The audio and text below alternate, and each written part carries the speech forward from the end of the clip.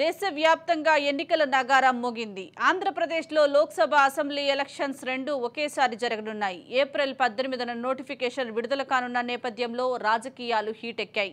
ఈ దఫా జరగనున్న ఎన్నికల బరిలో మాజీ ముఖ్యమంత్రుల వారసులు పోటీకి రెడీ అయ్యారు. ఒకరు కాదు, ఇద్దరు కాదు, ఏకంగా 6గురు సీఎంల చిల్డ్రన్స్ బరిలో నిలుచున్నారు. ఇంతకీ వారెవరో ఓసారి చూద్దాం. ఏపీ అసెంబ్లీ ఎన్నికల్లో ఈసారి పలు నియోజకవర్గాల్లో ఆసక్తికర పోరు జరగటం ఖాయంగా కనిపిస్తోంది. ఏకంగా 6గురు మాజీ ముఖ్యమంత్రుల తనయులు అసెంబ్లీ ఎన్నికల్లో పోటీ చేస్తున్నారు. మరో 2 వారసులు లోక్సభ ఎన్నికలకు రెడీ అయ్యారు. తెలుగు రాష్ట్రాల చరిత్రలో, అందులోనూ ఆంధ్రప్రదేశ్లో ఒకేసారి 8 మంది కీలక వ్యక్తులు ప్రత్యక్ష ఎన్నికల్లో పోటీ చేయడం ఇదే తొలిసారి. ఉమ్మడి ఆంధ్రప్రదేశ్లో ఇలాంటి అరుదైన ఘటన ఎప్పుడూ జరగలేదు. 2024 ఆంధ్రప్రదేశ్ అసెంబ్లీ ఎన్నికలతో పాటు సార్వత్రిక ఎన్నికలు చరిత్రలో నిలిచిపోనున్నాయి.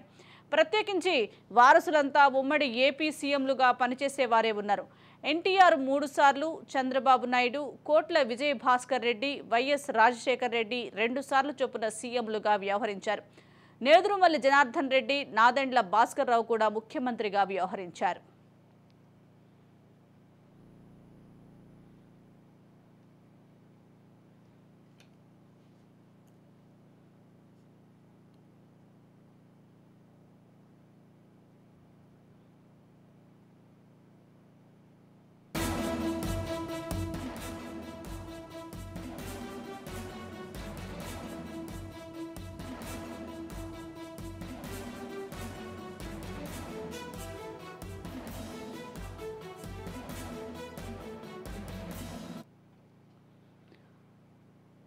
ఉమ్మడి ఏపీలో 3 సార్లు ముఖ్యమంత్రిగా పనిచేసిన ఎన్టీఆర్ వారసులు నందమూరి బాలకృష్ణ, దగ్గుబాటి పురంధేశ్వరి ఎన్నికల బరిలో నిలుస్తున్నారు. బాలకృష్ణ హిందూపురం అసెంబ్లీ నుంచి పోటీ చేస్తున్నారు. ఇప్పటికే ఆయన 2 సార్లు విజయం సాధించారు. అటు ఏపీ బీజేపీ అధ్యక్షురాలు, కేంద్ర మాజీ మంత్రి దగ్గుబాటి పురంధేశ్వరి రాజమండ్రి పార్లమెంటు స్థానం నుంచి పోటీ చేయడం ఖాయంగా కనిపిస్తోంది. 2004-2009 ఎన్నికల్లో లోక్సభకు ఎన్నికైన పురంధేశ్వరి కేంద్ర మంత్రిగాను పనిచేశారు. మాజీ సీఎం చంద్రబాబు నాయుడు తనయుడు నారా లోకేష్ మరోసారి మంగళగిరి నియోజకవర్గం నుంచి అసెంబ్లీ బరిలో నిలుస్తున్నారు. 2019 ఎన్నికల్లో ఓటమి పొందిన స్థానం నుంచి పోటీ చేస్తున్నారు. టీడీపీ హయాంలో లోకేష్ మంత్రిగాను పనిచేశారు. ఇక ఉమ్మడి ఏపీలో 2 సార్లు సీఎంగా పనిచేసిన వారిలో వైఎస్ రాజశేఖర్ రెడ్డి ఒకరు. ఆయన వారసులు వైఎస్ జగన్మోహన్ రెడ్డి, వైఎస్ షర్మిలారెడ్డి ఇరువురు జరగనున్న ఎన్నికల్లో పోటీ చేస్తున్నారు. 2019 ఎన్నికల్లో పులివెందుల నుంచి గెలుపొందిన జగన్మోహన్ రెడ్డి ప్రత్యేక ఏపీ 2వ సీఎంగా ఉన్నారు. 2014-2019 ఎన్నికల్లో గెలిచిన జగన్ మరోసారి పులివెందుల బరిలో హ్యాట్రిక్ విజయంపై కన్నేశారు. వైఎస్ కుమార్తె షర్మిల ఏపీ కాంగ్రెస్ అధ్యక్షురాలిగా ఉన్నారు. కడప పార్లమెంటు నుంచి కాంగ్రెస్ తరపున పోటీ చేసేందుకు మార్గం సుగమం చేసుకుంటున్నారు. తొలిసారి షర్మిల ప్రత్యక్ష ఎన్నికల్లో పోటీ చేయబోతున్నారు. ఇక కర్నూలు జిల్లా కోట్ల కుటుంబానికి పెట్టని పేరు. కోట్ల విజయ్ భాస్కర్ రెడ్డి 2 సార్లు ఉమ్మడి ఏపీ సీఎంగా వ్యవహరించారు. కాంగ్రెస్ ప్రభుత్వ హయాంలో ఆయన రైల్వే శాఖ సహాయ మంత్రిగా కూడా సేవలందించారు.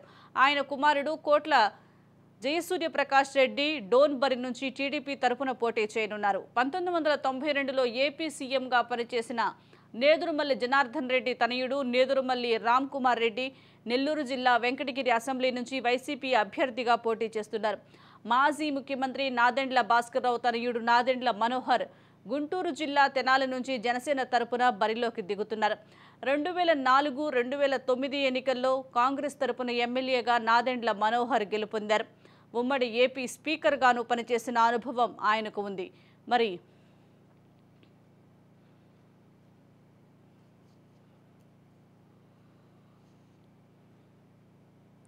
ఇక ఇదే అంశంపై మరింత సమాచారం మా ఇన్పుట్ ఎడిటర్ కోటిరెడ్డి అందిస్తారు. కోటిరెడ్డి చెప్పండి, మాజీ సీఎంల వారసులు బరిలోకి దిగుతున్నారు. వారి వారసత్వ పరిస్థితి ఎలా ఉందంటారు? సుజాత, ఆంధ్రప్రదేశ్ రాజకీయాల్లో ప్రస్తుతం జరగబోతున్నటువంటి ఎన్నికల్లో ఒక కీలకమైనటువంటి మార్పు కనిపిస్తుంది.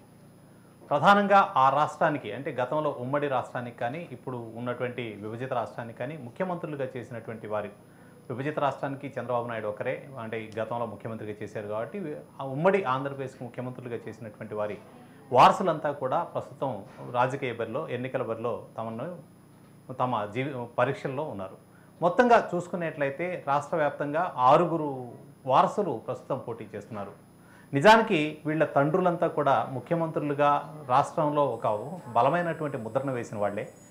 అయితే ఇప్పుడు వీరు అంతటి లెగసీని కంటిన్యూ చేస్తున్నారా అనేది ఒక ప్రశ్న.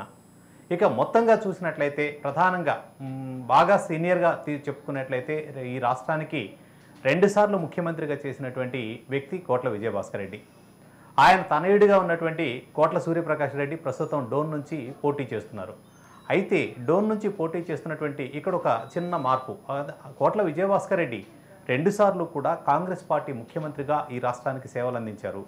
ఆయన తనయుడిగా ఉన్నటువంటి సూర్యప్రకాష్ రెడ్డి ప్రస్తుతం తెలుగుదేశం పార్టీ తరఫున డోన్ నుంచి పోటీలో ఉన్నారు.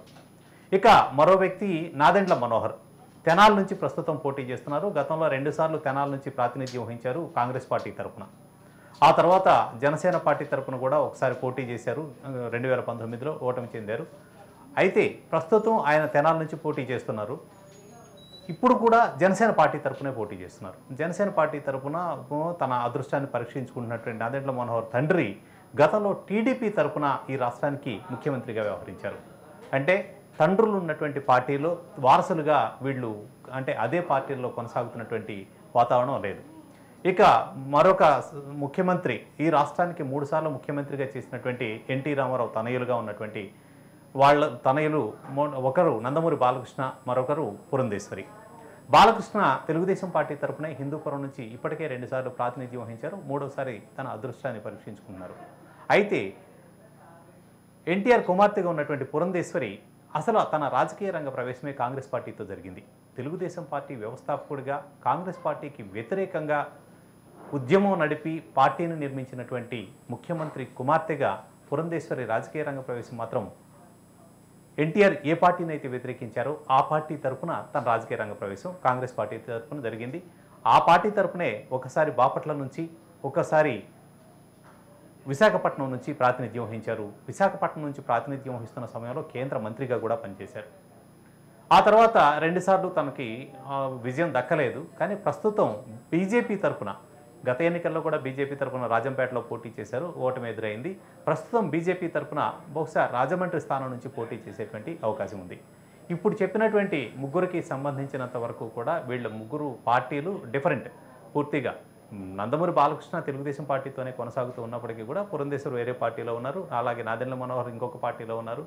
కోట్ల సూర్యప్రకాష్ రెడ్డి కూడా కాంగ్రెస్ పార్టీకి వ్యతిరేకంగా స్థాపించినటువంటి పార్టీ తరఫున పోటీ చేస్తున్నారు. ఇక వీళ్ళు కాకుండా మనం చూసే వాళ్ళలో ప్రస్తుతం ఉన్న వాళ్ళని చూసుకున్నట్లయితే నారా లోకేష్ తెలుగుదేశం పార్టీ తరఫున తెలుగుదేశం పార్టీ అధ్యక్షుడిగా ఉన్నటువంటి చంద్రబాబు నాయుడు తనయుడిగా రాజకీయ రంగ ప్రవేశం చేశారు. ఈ రాష్ట్రానికి అంటే చంద్రబాబు నాయుడు తర్వాత తెలుగుదేశం పార్టీ తరఫున ముఖ్యమంత్రి అభ్యర్థిగా తెలుగుదేశం పార్టీ వర్గాల్లో విస్తృతమైనటువంటి ప్రచారం పొందినటువంటి నారా లోకేష్ గత ఎన్నికల్లో మంగళగిరి నుంచి పోటీ చేశారు. మంగళగిరి నుంచి పోటీ చేసినటువంటి సమయంలో తాను ఓటమి చెందారు. అంతకుముందు ఎమ్మెల్సీగా ఆయన మంత్రిగా పనిచేశారు. ఎమ్మెల్సీగా ఉండే ప్రత్యక్ష ఎన్నికల్లో పోటీ చేసిన మొదటిసారే ఓటమి చెందారు. అయితే ఇది సహజంగా చంద్రబాబు నాయుడు కూడా చంద్రగిరి స్థానం నుంచి పోటీ చేసి ఓటమి తర్వాత కుప్పం నుంచి కంటిన్యూగా ఇప్పటి వరకు కూడా ఓటమి నాయకుడిగా వస్తున్నారు. ఈ రాష్ట్రానికి ముఖ్యమంత్రిగా కూడా పనిచేశారు. సో 3 సార్లు ముఖ్యమంత్రిగా చేశారు. 14 సంవత్సరాలు ముఖ్యమంత్రిగా చేసినటువంటి అంటే రాష్ట్రంలోనే అత్యధిక కాలం ముఖ్యమంత్రిగా పనిచేసినటువంటి వ్యక్తిగా ఉన్నారు. సో ఓటమి గురించి ఇక్కడ ప్రధానం కాదు. కానీ మొత్తంగా అయితే ఆ పార్టీకి సంబంధించినంత వరకు తన రాజకీయ రంగ ప్రవేశం కొంత ఇబ్బందికరమైనటువంటి పరిస్థితుల్లోనే జరిగిందని మనం చెప్పుకోవచ్చు. ఇక తర్వాత రాజశేఖర రెడ్డి 2 సార్లు ఈ రాష్ట్రానికి ముఖ్యమంత్రిగా చేశారు. ఆయన వారసులుగా జగన్మోహన్ రెడ్డి తిరిగి ప్రత్యేకంగా ఒక పార్టీని స్థాపించి వైసీపీ పేరుతోటి వైఎస్ఆర్సీపీ అనేటువంటి ఒక పార్టీని అంటే వైఎస్ఆర్ పేరు కలిసి వచ్చేలాగే ఒక పార్టీని స్థాపించి ఒకసారి ప్రతిపక్ష నాయకుడిగా చేశారు. మరోసారి ముఖ్యమంత్రిగా ఉన్నారు. ప్రస్తుతం కూడా అంటే ఈ ఎన్నికల్లో కూడా ముఖ్యమంత్రి అభ్యర్థిగా పులివెందుల నుంచి పోటీలో ఉన్నారు. అంటే కాంగ్రెస్ పార్టీ నుంచి ముఖ్యమంత్రిగా ఉన్నటువంటి రాజశేఖర రెడ్డి తనయుడు కూడా సొంత పార్టీ తరపునే ఉన్నారు తప్ప మళ్ళీ ఆ పార్టీ వైపు నుంచి లేరు. ఇది మనం ప్రత్యేకంగా గమనించాలి. ఇక కాంగ్రెస్ పార్టీ తరపునే రాజశేఖర రెడ్డి తనయ్యగా ఉన్నటువంటి వైఎస్ షర్మిల ప్రస్తుతం ప్రచారం చేస్తున్నారు. తాను తెలంగాణలో ఒక పార్టీని స్థాపించడం, ఆ పార్టీ తర్వాత ఎన్నికల్లో పోటీ చేయకుండానే ఇక్కడ నుంచి నిష్క్రమించి ఆంధ్రప్రదేశ్ పిసిసి అధ్యక్షురాలుగా బాధ్యతలు చేపట్టి ప్రస్తుతం కడప నుంచి పార్లమెంటుకు పోటీ చేసే అవకాశం ఉంది అనేటువంటిది మనకు వస్తున్నటువంటి వార్తలు.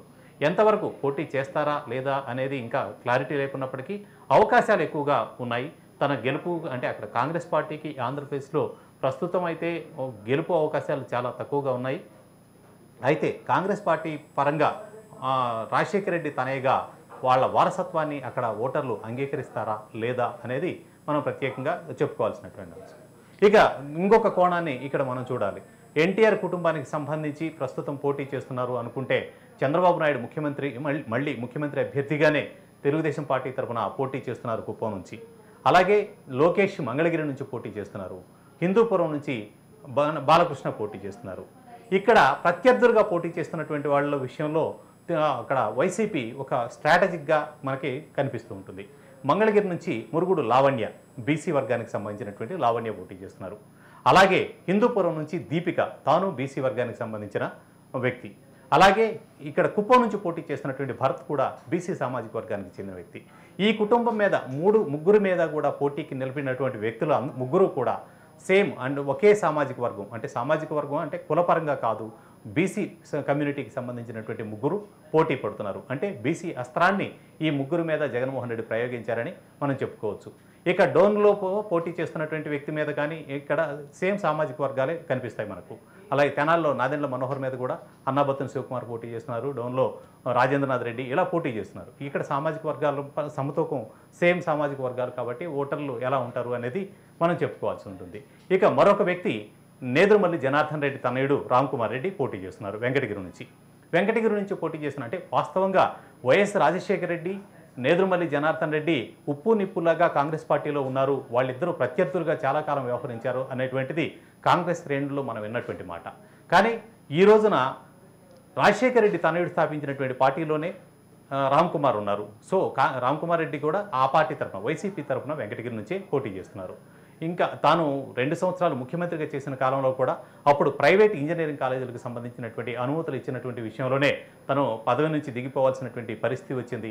దీనికి కారణం కూడా అప్పట్లో ఆరోపణలు రకరకాలుగా వచ్చినప్పటికీ కూడా తన పదవి నుంచి దించడానికి రాజశేఖర రెడ్డి కూడా కొన్ని వ్యూహాలు పన్నాడు అనేటువంటి ఆరోపణలు అయితే అప్పట్లో మనం విన్నాం. అయితే గతంలో వినిపించినటువంటివి ఇందులో వాస్తవాలు ఏవైనా తీసి పెట్టినప్పటికీ వీరిద్దరూ మాత్రం సన్నిహితంగా ఉన్నారు, ఒకే పార్టీలో కొనసాగుతూ వస్తున్నారు. మొత్తంగా ఇప్పుడు గమనించినట్లయితే తెలుగుదేశం పార్టీలో ఉన్నటువంటి వారసుల్లో నందమూరి బాలకృష్ణ మాత్రమే ఆ పార్టీ తరపున ఉన్నారు. ఆ గతంలో కాంగ్రెస్ పార్టీ వారసులుగా ఉన్న వాళ్ళంతా తెలుగుదేశం పార్టీ తరపున లేదా వైసీపీ తరపున ప్రస్తుతం పోటీ చేస్తున్నారు.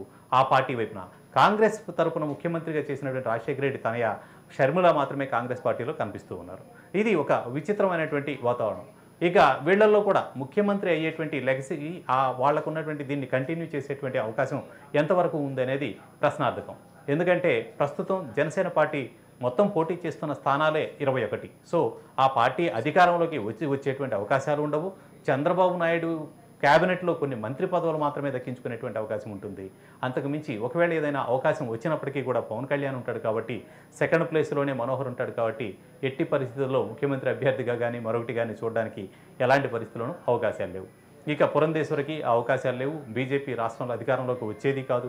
ఇప్పటికైతే ప్రస్తుతం అవకాశాలు ఎట్టి పరిస్థితుల్లో కనిపించడం లేదు. మరోవైపు నుంచి రామ్ కుమార్ వైసీపీలో ఉన్నారు. వైసీపీకి సంబంధించినంత వరకు ముఖ్యమంత్రి అభ్యర్థి జగన్మోహన్ రెడ్డి పులివెందుల నుంచి ఆల్రెడీ బరిలో ఉన్నారు. గెలిస్తే మరోసారి ఆయన ముఖ్యమంత్రి అవుతారు. అంతకు మించి అవకాశాలు ఎక్కడ కనిపించట్లేదు. సూర్యప్రకాష్ రెడ్డి 2 సార్లు రాష్ట్రానికి ముఖ్యమంత్రిగా చేసినటువంటి కోట్ల వంశం నుంచి వచ్చినటువంటి సూర్యప్రకాష్ రెడ్డి కేంద్ర మంత్రిగా పనిచేసినప్పటికీ ఆయన పరిస్థితి కూడా అలాగే ఉంది. ఆయన ఎట్టి పరిస్థితుల్లోనూ గెలిచినప్పటికీ కూడా తెలుగుదేశం పార్టీలో సభ్యుడిగా ఉంటారు, లేదా మహా అయితే ఒక మంత్రిగా అవకాశాలు దక్కుతాయి తప్పితే ఈ ముఖ్యమంత్రి పీఠాన్ని దక్కించుకునేందుకు అవకాశాలు లేవు.